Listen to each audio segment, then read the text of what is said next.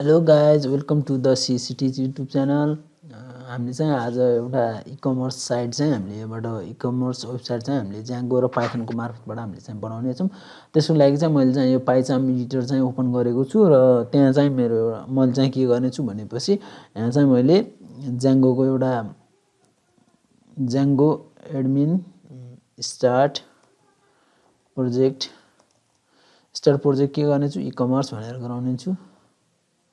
अनि त्यसपछि त्यसको भित्र चाहिँ हामी जानेछौँ। अनि त्यस पछाडिमा चाहिँ एउटा एप पनि मैले बनाउने छु यसमा, जसको चाहिँ नेम छ python.py अनि स्टार्ट एप यहाँ चाहिँ मैले सप भनेको सप एउटा एप्लिकेसन चाहिँ हामी सप भनेर नामको बनाउने छौँ। त्यस पछाडि चाहिँ म यो चाहिँ हाम्रो यहाँ चाहिँ आइसकेको हुनेछ। त्यस पछाडि फर्स्ट अफ अल चाहिँ म इकमर्स भित्र गएर यसको चाहिँ सेटिङमा जानेछु। सेटिङमा गएर मैले के काम गर्नेछु भन्दा चाहिँ फर्स्ट अफ अल चाहिँ मेरो यहाँनिर मैले इन्स्टल एपमा चाहिँ मैले के गर्नेछु आफ्नो चाहिँ यसलाई आफ्नो सपलाई चाहिँ यहाँनिर ल्याएर मैले इन्क्लुड गर्नेछु। त्यस पछाडि यहाँ तल आएर मैले चाहिँ के गर्नेछु भनेपछि यसलाई चाहिँ स्ट्याटिक युआरएलको ठाउँमा चाहिँ मैले मिडिया युआरएल बनाउने छु। मिडिया युआरएल भनेर। अनि त्यसपछि यसको चाहिँ भित्र के हुनेछ मिडिया हुनेछ। अनि त्यस पछाडि यसलाई चाहिँ म सेभ गर्नेछु। यहाँनिर फेरि हाम्रो चाहिँ के हुनेछ भनेपछि स्ट्याटिक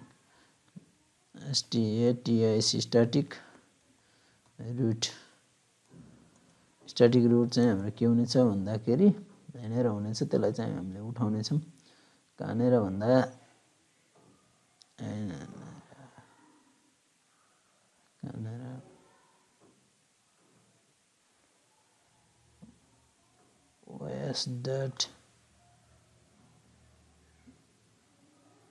सिधै यसलाई चाहिँ हाम्रो चाहिँ बेस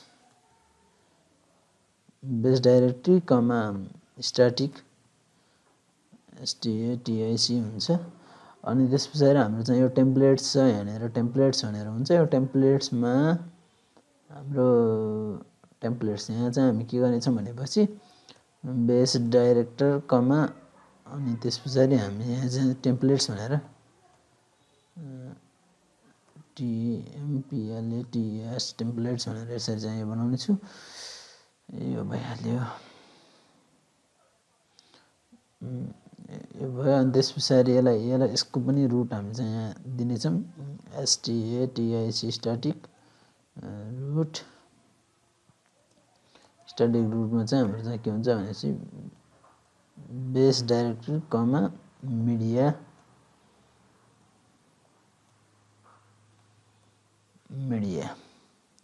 माथि भएछ मिडिया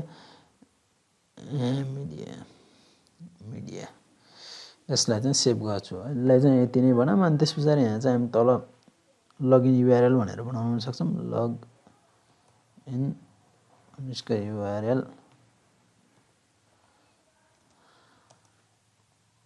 स्ल्यास भनेर यति भनेर यसलाई चाहिँ सेभ गरिदिने।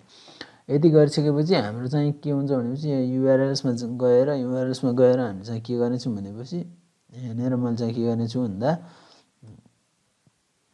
पाथ अनि त्यस पछाडि चाहिँ यो दिएर कमा अनि NCLUD इन्क्लुड। अनि त्यस पछाडि चाहिँ हाम्रो के हुन्छ भनेपछि हामीले चाहिँ के को नाम बना सप डट युआरएल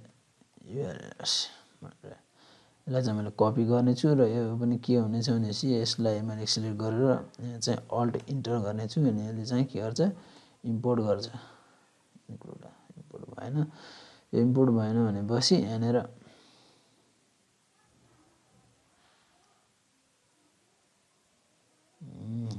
के गर्छु भनेपछि म from Django.urls import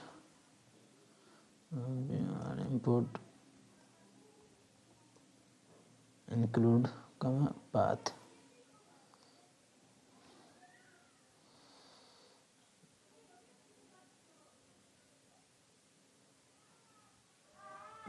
import path यति भइसक्यो। यसलाई चाहिँ सेभ गरिदिन्छु।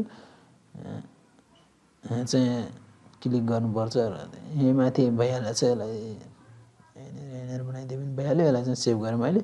अनि त्यस पछाडि सेभ गरिसकेपछि यो सपमा गएर एउटा चाहिँ हामीले के गर्नुपर्ने हुन्छ, यहाँ एउटा चाहिँ फाइल क्रिएट गर्नुपर्ने हुन्छ जसको नाम छ के urls.py भनेर।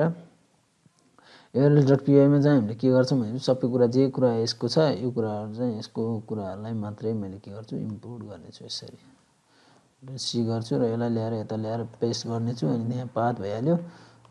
पाथलाई मात्रै यो पार्टलाई पनि नचाहिने पार्टहरूलाई मैले यहाँबाट रिमुभ गरिदिनेछु र यहाँनिर इन्क्लुड यसलाई पनि के गर्नेछु भनेपछि यहाँनिर यसरी यो हुनेछ। यो भइसकेपछि यहाँ चाहिँ मैले होम भनेर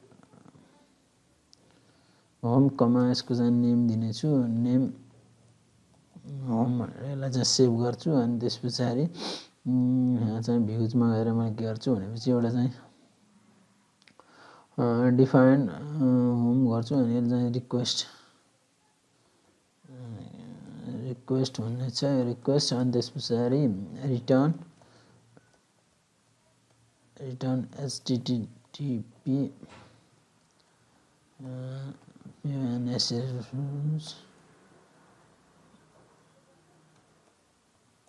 welcome to Ecommerce site। अनि यहाँनिर आएर अल्ट इन्टर गर्छु र इम्पोर्ट गर्छु। ल यसलाई चाहिँ सेभ गरेँ। अनि त्यसपछि हाम्रो चाहिँ युआरएलमा हाम्रो चाहिँ एरर देखाइरहेको छ। यहाँनिर आएर मैले के गर्छु भने चाहिँ अल्ट इन्टर गर्नेछु। अल्ट इन्टर गरिसकेपछि यसले चाहिँ अटोमेटिकली ल्याइदिनेछ माथि इम्पोर्ट गर्नेछ। यति गरिसकेपछि अब मेरो काम भनेको के हुन्छ, python manage.py run server from ecommerce.shop.biz import home no model import shop भनौँ यसलाई चाहिँ .views। अब चाहिँ यसले काम गर्छ। अनि त्यस पछाडि मैले चाहिँ एउटा ब्राउजरमा ओपन गर्नेछु यसलाई 127 यो गरेर। यहाँ चाहिँ हाम्रो यहाँनिर हामीले अलिकति यस्तो गरेर हेर्दाखेरि चाहिँ हामीले के भेटाएको छौँ, हाम्रो चाहिँ यो धेरै अलि सानो भएको छ। यो अक्षर अलिकति अक्षर सानो भएर हामी सानो देखिरहेको छौँ। हाम्रो चाहिँ welcome to the ecommerce site भनेर चाहिँ हाम्रो यो आएको छ। यो चाहिँ हाम्रो बेसिक हाम्रो चाहिँ यो स्ट्रक्चर भइरहेको थियो। बेसिक कन्फिगरेसन भनौँ यसलाई, बेसिक कन्फिगरेसन अफ इकमर्स। यहाँनिर चाहिँ मैले 3वटा डाइरेक्टरी बनाउने छु जसको नेम दिनेछु। एउटा चाहिँ हामीले टेम्प्लेट्स भनेर मानेको छौँ, टेम्प्लेट्स भयो। अर्को डाइरेक्टरी बनाउने छु स्ट्याटिक। अनि त्यस पछाडि अर्को एउटा डाइरेक्टरी बनाउने छु जो चाहिँ मिडिया। अनि त्यस पछाडि म चाहिँ यो टेम्प्लेट्समा आएर एउटा अर्को डाइरेक्टरी बनाउने छु जसको नाम छ शप।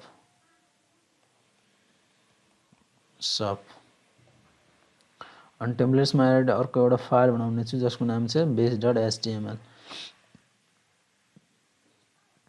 अनि अर्को एउटा फाइल बनाउने छु जसको नाम छ index.html। अनि अर्को पनि फाइल बनाउने छु जसको नाम छ अहिले चाहिँ यति नै राखौँ। यति राखिसकेपछि यो चाहिँ हाम्रो सिम्पली कन्फिगरेसन भएको छ। हाम्रो चाहिँ यो प्रोजेक्टलाई सिम्पल हामीले कन्फिगर मात्रै गरेको छौँ यसमा। र नेक्स्ट लेक्चरमा चाहिँ हामीले अब भ्युजहरू अनि त्यस पछाडि हामीले मोडलहरू हामी सबै क्रिएट गर्दै अब अगाडि बढ्नेछौँ। यो लेक्चरमा चाहिँ यति नै।